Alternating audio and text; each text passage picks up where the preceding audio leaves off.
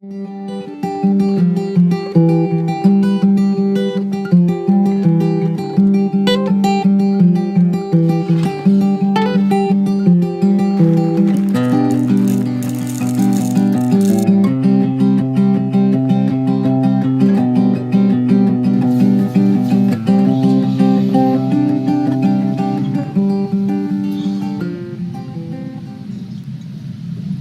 again.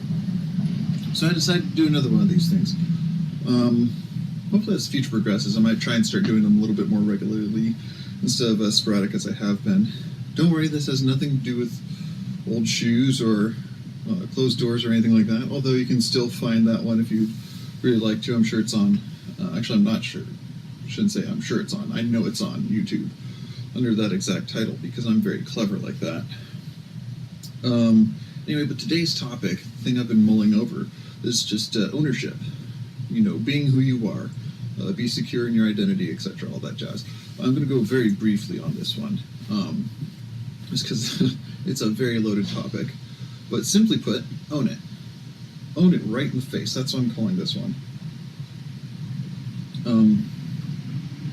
I was thinking back to a time when I was going hiking, and I was going into the park, and I was wearing a hat. The hat had a statement on it about a particular topic that was a little touchy.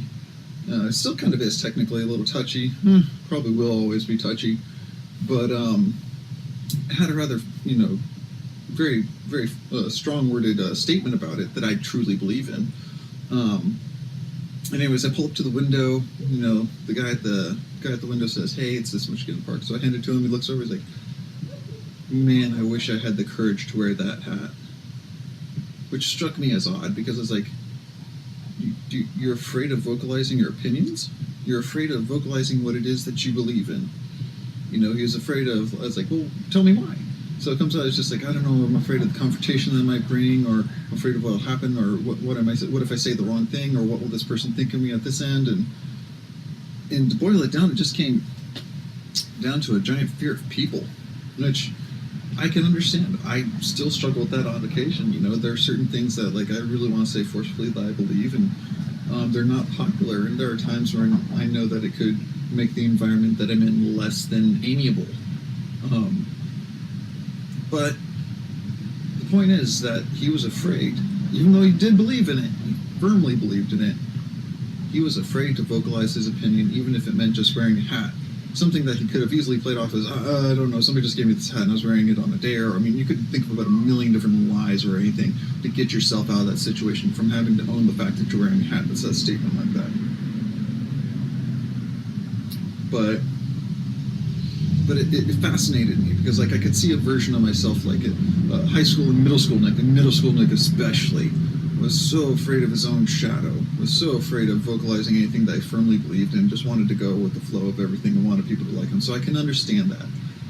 But a wiser Nick, I'm not saying I'm wise, just wiser than what I previously was, so let's cover that right there. But knowing that regardless of what I believe, whether I'm going with the flow or whether I am standing firm to my guns, somebody's always going to find a reason to not like me. Someone's always going to find a reason to have a disagreement with me, to have an argument, etc.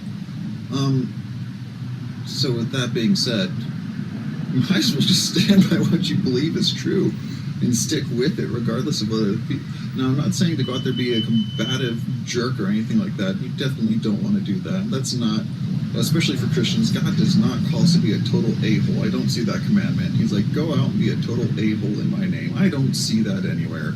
I do see where he says they'll know that we are Christians, they'll know that we are who we are because of our love for one another and all that stuff. So for all the Christians out there, I'm not saying be an a-hole.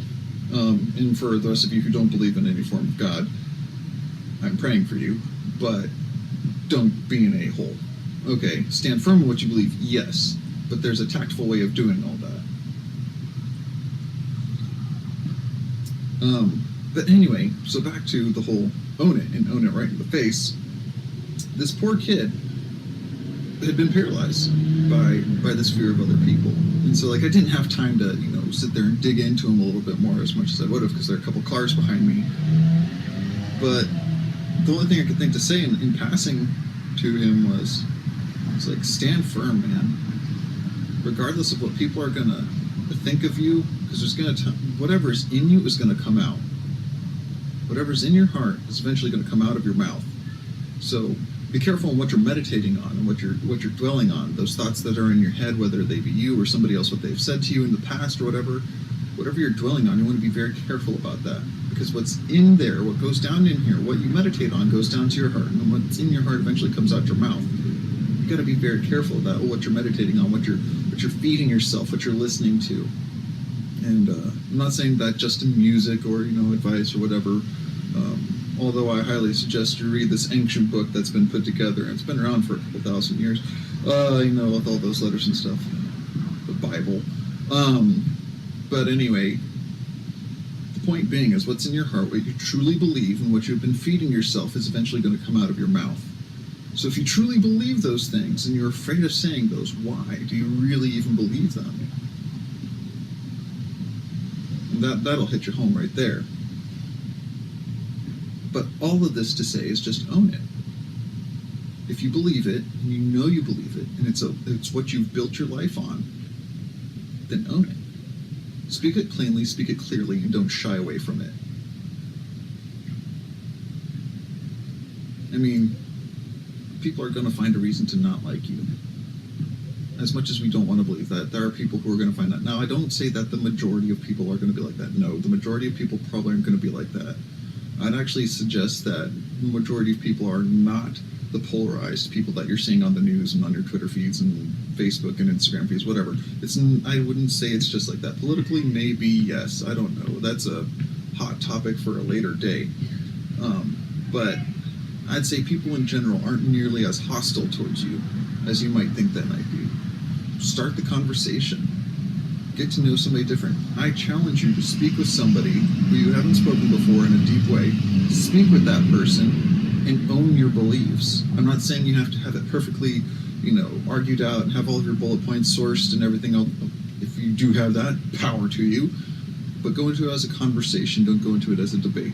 Don't go looking to be right. Look for the friendship that takes work. Look for that connection that takes work. But whatever it is, own it. Whatever you truly believe, own it, and don't shy away from it. If you're not willing to stand for anything, you're going to fall for everything. I know that's a hackneyed quote from, I can't remember who the original person who said it was. I know it's hackneyed, I know it's overused, but there's a reason why it is hackneyed. And there's a reason why it is overused. It's because it's true. But anyway, thank you very much for listening to me babble on about this particular topic. I know it's near and dear to me because, again, there are times when I still struggle with owning it. But I really do appreciate you going on this adventure with me. So, here's to many more.